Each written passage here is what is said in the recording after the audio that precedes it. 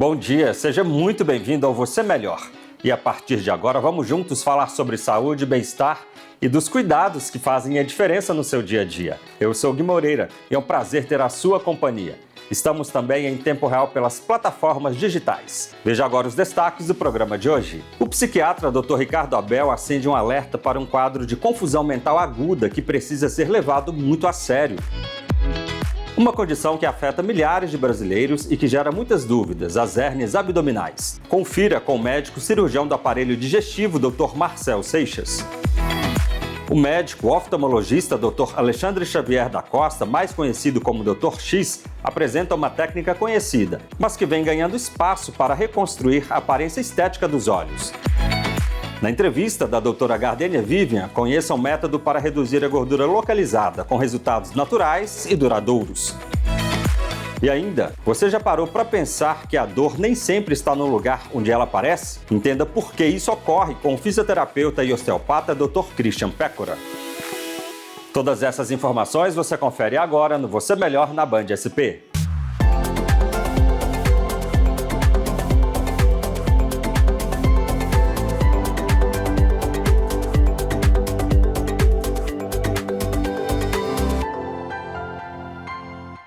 Imagine uma pessoa que, de um dia para o outro, começa a ficar confusa, desorientada e muda completamente o comportamento. Esses sintomas podem indicar um quadro de delírio, uma alteração aguda do funcionamento do cérebro, que exige atenção médica imediata.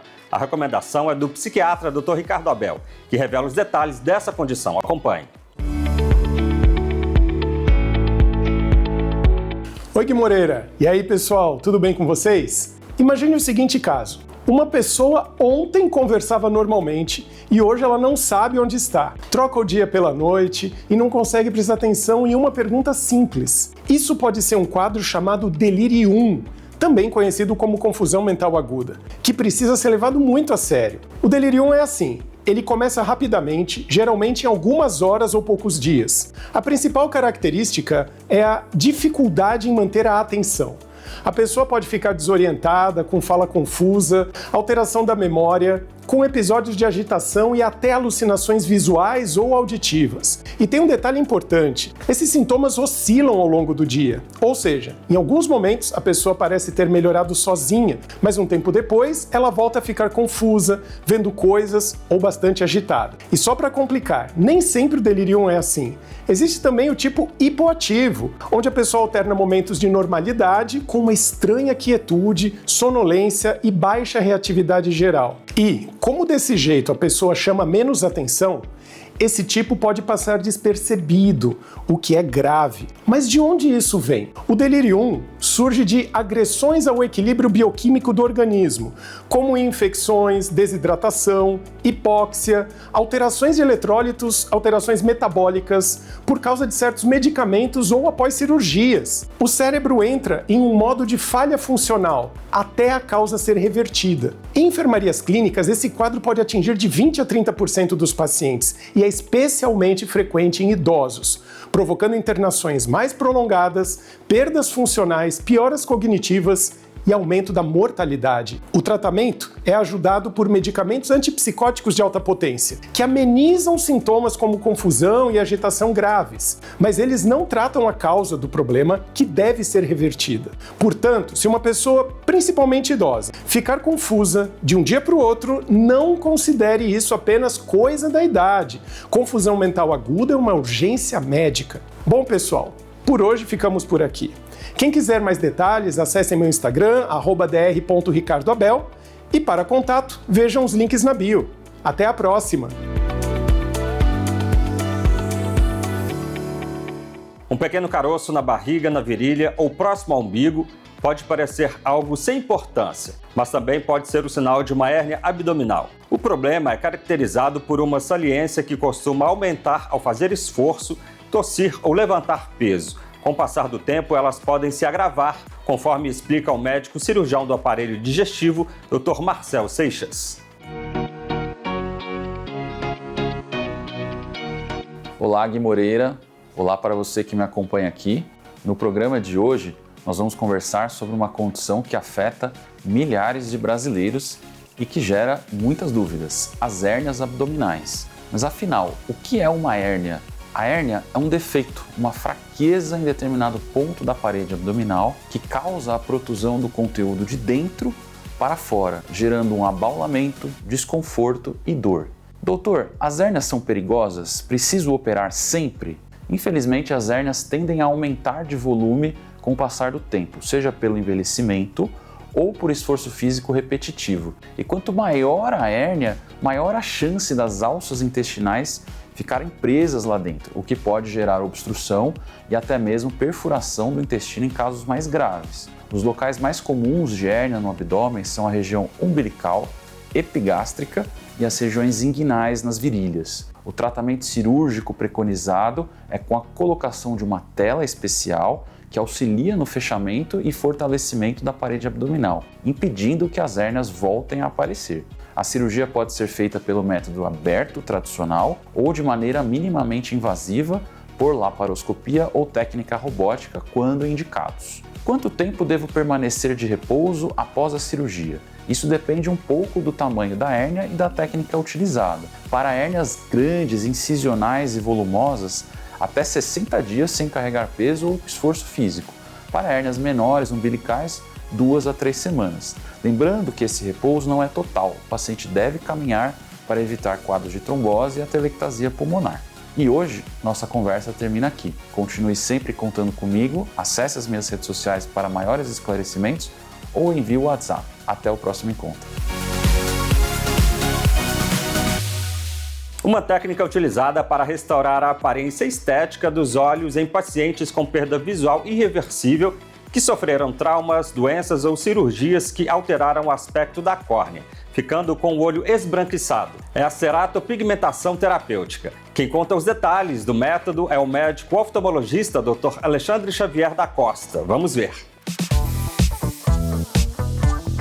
Recebendo aqui no Você Melhor o Dr. Alexandre Xavier da Costa, mais conhecido como Dr. X, ele que é médico oftalmologista, especialista em córnea e superfície ocular. Doutor, bom dia, seja bem-vindo. Bom dia, muito prazer estar aqui. É uma honra poder falar um pouco mais sobre esse procedimento que vem transformando a vida de tantas pessoas aí que estavam sofrendo com o estigma de ter um olho desfigurado ou esbranquiçado. Doutor, para começar, responde pra gente, o que é a ceratopigmentação terapêutica reconstrutiva? A ceratopigmentação é uma técnica em que a gente vai implantar pigmentos na córnea. Então, cerato significa córnea, ceratopigmentação, pigmentação da córnea. Então, eu vou usar técnicas que são vindas aí da tatuagem, da micropigmentação, mas eu faço isso em um centro cirúrgico com o olho anestesiado, para poder, então, reconstruir um olho que está desfigurado, que teve algum problema, tipo acidentes, doenças, e acabou perdendo a visão e ficou com aquele aspecto esbranquiçado, alterado, e isso impacta diretamente na vida da pessoa, na qualidade de vida dela. Então é uma técnica para a gente tratar de fato a pessoa e não só a visão, né? Tem muito mais do que a visão ali para a gente cuidar. Uma vez que a visão foi perdida, a gente tem que continuar cuidando da pessoa que continua a vida social dela, e aquilo certamente impacta muito. Impacta a autoestima, principalmente, né? Principalmente. Eu sei que o doutor acabou de citar pra gente em quais casos é indicado, acho que vale a pena reforçar, né, pra gente. Sim, a indicação, ela é feita para pessoas que não enxergam mais desse olho e estão com o olho alterado, mas antes de tudo precisa de uma avaliação de um oftalmologista, porque tem casos que não pode ser feito, então se tiver alguma úlcera, alguma inflamação em atividade, risco de perfuração, então o médico primeiro precisa fazer um diagnóstico do estado, de como está aquele olho, para ver se pode fazer ou não. Então, basicamente, a indicação é para a pessoa que tem um olho cego, esbranquiçado, com uma alteração mesmo estética, decorrente de algum acidente, alguma doença que aconteceu no passado e que queira tentar melhorar, reconstruir o aspecto estético do olho dela.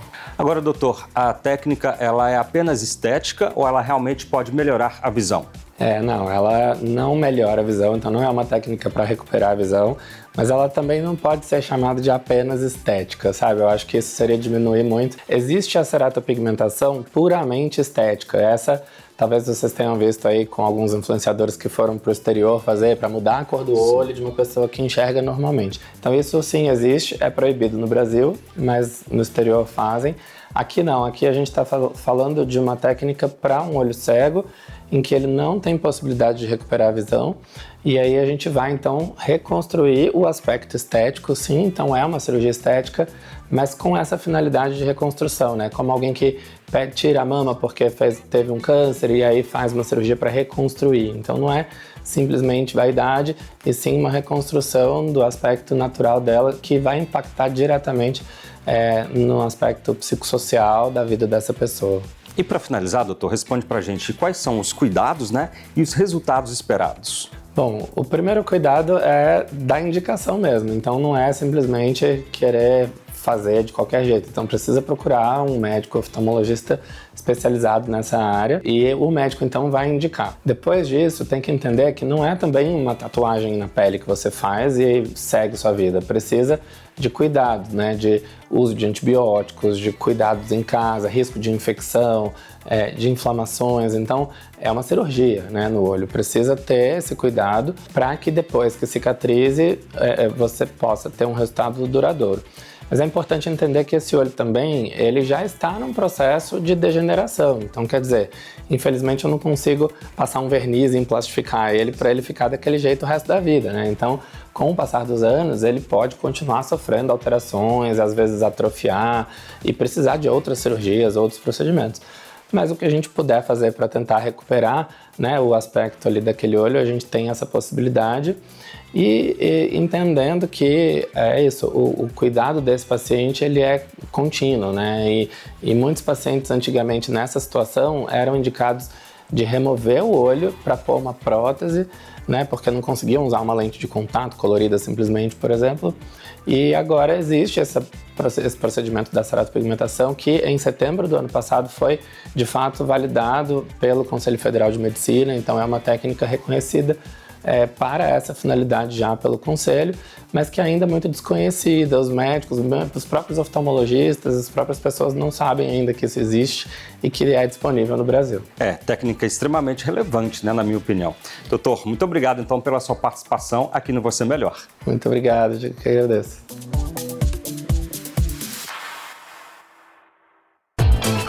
Informações sérias sobre saúde, bem-estar e qualidade de vida você encontra aqui no Você Melhor com Gui Moreira. Todo sábado, 9 da manhã, na Band São Paulo. Muitas pessoas emagrecem, praticam atividade física regularmente e ainda assim continuam incomodadas com aquela gordura que insiste em permanecer no abdômen, nos flancos, nas costas, nos braços ou nas coxas. É a chamada gordura localizada. Com o objetivo de tratar essa condição, a doutora Gardênia Vivian propõe uma técnica moderna. Confira. Recebendo aqui no Você Melhor a doutora Gardênia Vivian, ela que veio falar de um método exclusivo de tratamento corporal, não é isso, doutora? Bom dia. Bom dia, exatamente, o método que eu desenvolvi para gordura localizada. Doutora, para começar, responde pra gente, atividade física acaba mesmo com a gordura localizada ou não? É um mito, porque a gente ajuda a acelerar o metabolismo. Aquela gordura que não sai nem com as pessoas que praticam exercício físico e têm uma boa alimentação, a gente precisa entrar com algum auxílio estético ou a famosa lipoaspiração. Mas é essencial praticar exercício físico porque a gente precisa que o corpo responda muito bem ao tratamento. E como é o método que você desenvolveu, né, para lidar com esse quadro? Foi um método desenvolvido através da minha dor. Em 2023 eu engordei 10 quilos, ou eu passava por uma lipoaspiração ou eu emagrecia. Então eu mudei totalmente o meu hábito, comecei a praticar exercício físico, mudei também a questão de ambientes e isso influenciou muito. Hoje eu emagreci 10 quilos e eu desenvolvi através da minha dor, cuidar de outras pessoas e ensinar outros profissionais. E para quais casos é indicado? Principalmente para os pacientes que não conseguem perder aquela gordura localizada, tem muita dificuldade e já fez de tudo na face da terra. Exercício, alimentação, então a gente entra com esse auxílio. Então é pacientes que já têm uma rotina saudável. E aí você começa fazendo uma consulta personalizada, super detalhada, né? Sim, a gente faz uma consulta, a gente faz um protocolo individualizado, porque cada corpo responde de uma forma. Então como o seu corpo vai me responder? Só fazendo pra gente ir vendo, e eu sempre vou mudando o protocolo também. Por isso que eu falo que é impossível não ter resultado. Agora conta pra gente quais são os resultados e benefícios, né, para o paciente. O resultado do Met Slim é a partir da primeira sessão, porque a gente vai fazendo um protocolo de 5 sessões, então o paciente fica comigo mais ou menos uns 2 a 3 meses, dependendo muito do protocolo. Então a gordura localizada que está ali é muito difícil ela retornar. Então a gente percebe que a gente vai definindo o abdômen e a longo prazo isso só vai melhorando. A maioria dos meus pacientes não retornam para mim e ficam viciados no Met Slim. Muito bom conhecer um pouquinho do Met Slim, esse método exclusivo de tratamento corporal. Vale a pena conhecer. Doutora, muito obrigado pela sua participação aqui no Você Melhor. Eu que agradeço. Obrigada eu. O corpo funciona como um sistema integrado e nem sempre o local onde a dor aparece é o verdadeiro ponto de origem do problema. Esse fenômeno pode dificultar o diagnóstico quando a investigação se concentra apenas na região dolorida. É exatamente aí que está a importância da osteopatia integrativa. Entenda mais com o fisioterapeuta e osteopata Dr. Christian Pécora. Olá, Gui Moreira, e olá para você, ligado aqui comigo na Band. Você já parou para pensar que a dor nem sempre está no lugar onde ela aparece?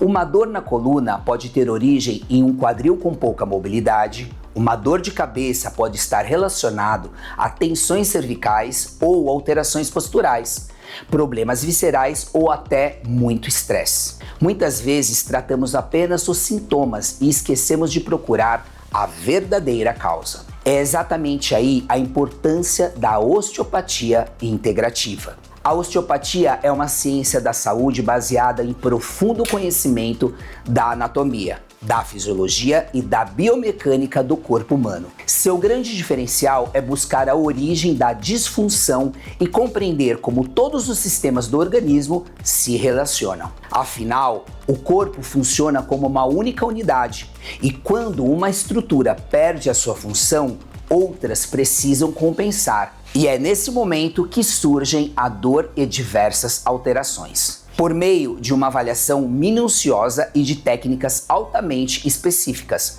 a osteopatia restaura a mobilidade dos tecidos, melhora a circulação, favorece o funcionamento do sistema nervoso e cria as condições para que o próprio organismo utilize sua extraordinária capacidade de autorregulação e recuperação. Mas existe uma pergunta fundamental para você. Como um organismo pode se regenerar plenamente se ele não possui os nutrientes necessários para que isso se altere? E é por isso que dentro da osteopatia integrativa valorizamos também a avaliação nutricional e a suplementação individualizada. Sempre quando há uma indicação clínica, por exemplo, vitaminas, minerais, antioxidantes e outros nutrientes fornecem ao organismo os recursos necessários para reduzir processos inflamatórios, produzir melhor energia, reparar tecidos e potencializar os resultados do tratamento.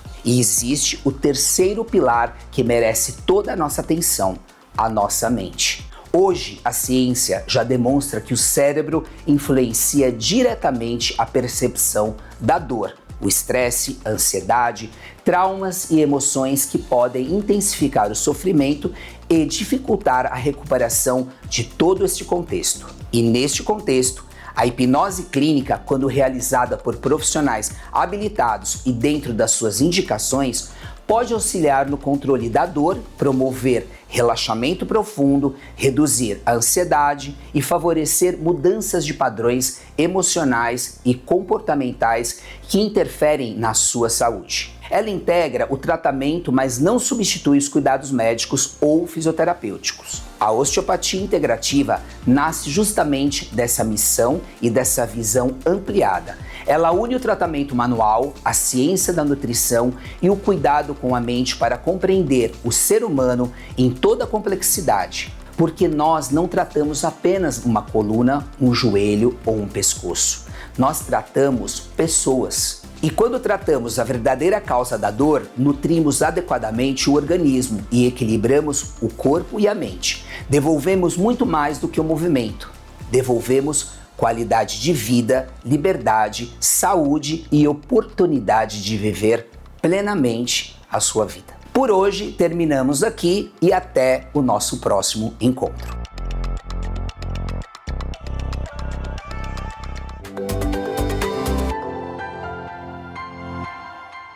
Vamos falar agora dos avanços da ciência com relação ao câncer. Pesquisadores estão estudando uma vacina personalizada contra o câncer. Esse estudo está tentando ensinar o sistema imunológico do paciente a destruir o tumor. E um dos campos mais promissores é o das vacinas terapêuticas personalizadas, desenvolvidas a partir das características moleculares do próprio tumor. A ideia é identificar proteínas específicas presentes nas células cancerosas, os chamados neoantígenos, e ensinar o sistema imunológico a reconhecer essas células e destruí-las. Especialistas destacam justamente o avanço da identificação de alvos específicos dos tumores para desenvolver imunoterapias individualizadas. Há inclusive pesquisas recentes utilizando vacinas individualizadas baseadas em neoantígenos em tumores de cabeça e pescoço. Importante lembrar que estamos falando de uma pesquisa e ensaios clínicos, não de uma vacina universal que cure o câncer, mas já é um avanço e traz muita esperança para quem vive com a doença.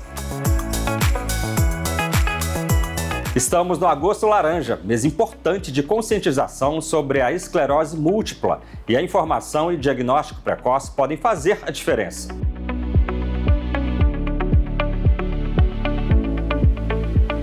A esclerose múltipla é uma doença crônica do sistema nervoso central. Ela acontece quando o próprio sistema imunológico passa a atacar a mielina, uma espécie de camada protetora que envolve as fibras nervosas. Quando essa proteção é danificada, a comunicação entre o cérebro, a medula espinhal e o restante do corpo pode ficar prejudicada. E os sintomas podem ser bastante diferentes de uma pessoa para outra. Alterações na visão, formigamentos, dormência, fraqueza em braços ou pernas, dificuldade para caminhar, problemas de equilíbrio, fadiga intensa e alterações na coordenação dos movimentos estão entre os sinais que podem aparecer. E em alguns casos, os sintomas surgem durante alguns dias e depois melhoram. Esse caráter variável pode fazer com que a pessoa demore a procurar ajuda ou até atribua os sintomas a outras causas. Por isso, especialistas reforçam a importância de investigar sintomas neurológicos que surgem sem uma explicação aparente, principalmente quando são persistentes ou voltam a acontecer. O diagnóstico da esclerose múltipla é feito por um neurologista e não depende de um único exame. A avaliação geralmente envolve a história clínica do paciente, exame neurológico e exames complementares, principalmente a ressonância magnética. E em determinadas situações, o médico também pode solicitar análise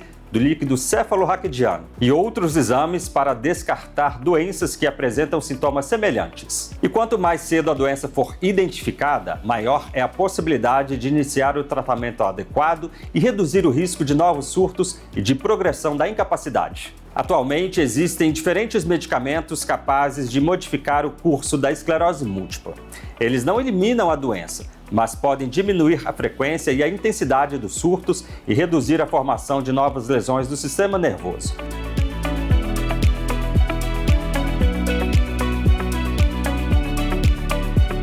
E além dos medicamentos, o acompanhamento multidisciplinar também pode ser importante. Fisioterapia, terapia ocupacional, atividade física orientada, acompanhamento psicológico e cuidados com sono e qualidade de vida podem fazer parte da estratégia de tratamento de acordo com a necessidade de cada paciente. E outro ponto importante é que receber o diagnóstico de esclerose múltipla não significa necessariamente a perda de autonomia. Com acompanhamento médico e tratamento adequado, muitas pessoas conseguem manter suas atividades profissionais, estudar, praticar exercícios, viajar e levar uma vida ativa. A doença também não apresenta o mesmo comportamento em todos os pacientes. Existem diferentes formas de esclerose múltipla e diferentes graus de evolução. Por isso, o tratamento precisa ser individualizado. E a ciência também continua avançando na busca por novos medicamentos e estratégias capazes não apenas de controlar a inflamação, mas também de proteger e reparar o sistema nervoso. Pesquisadores estudam novas terapias, biomarcadores capazes de ajudar no diagnóstico e acompanhamento da doença,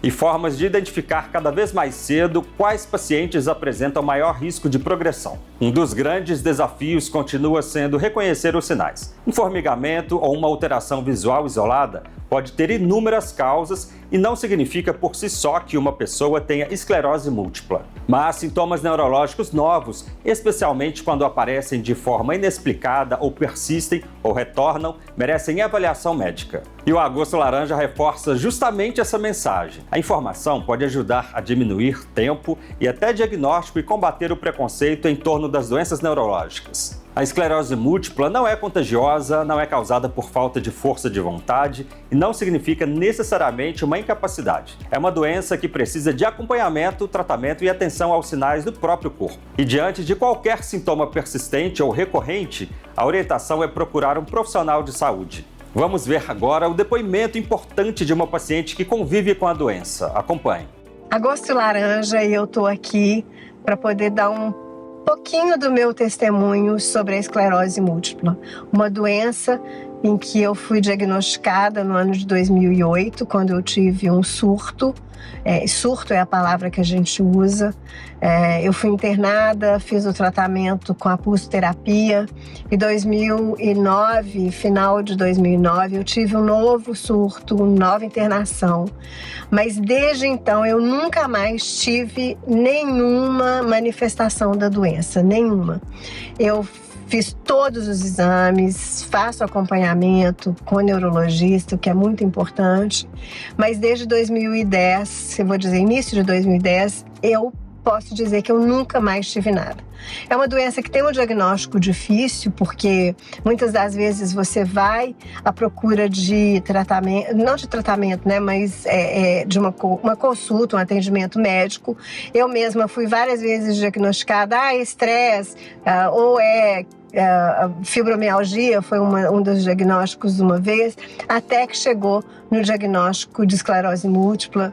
Foi uma série de exames até chegar nesse momento que eu contei do surto e da internação.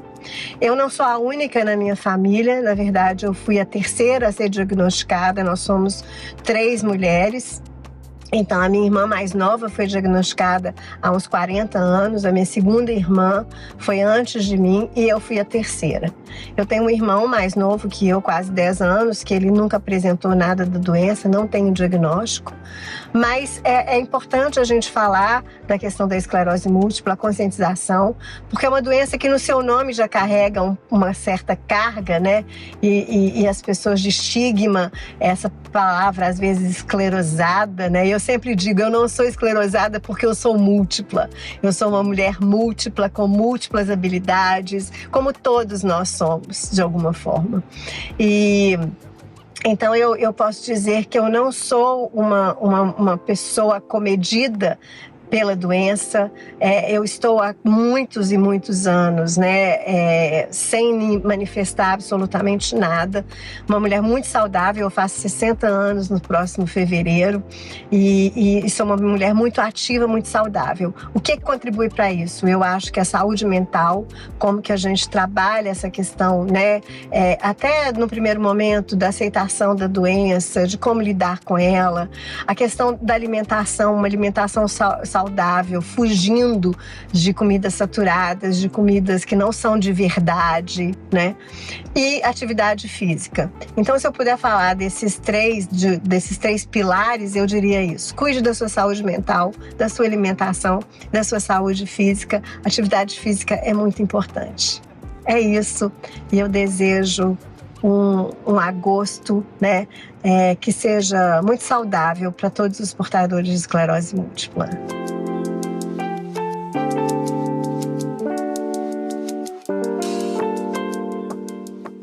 O Você Melhor de hoje vai ficando por aqui. Muito obrigado pela sua companhia e audiência na Grande São Paulo. Quer rever nossas edições? É só escanear o QR Code que está na tela. Você Melhor, os grandes especialistas passam por aqui e a gente se vê na próxima semana aqui na tela da Band SP. Até lá!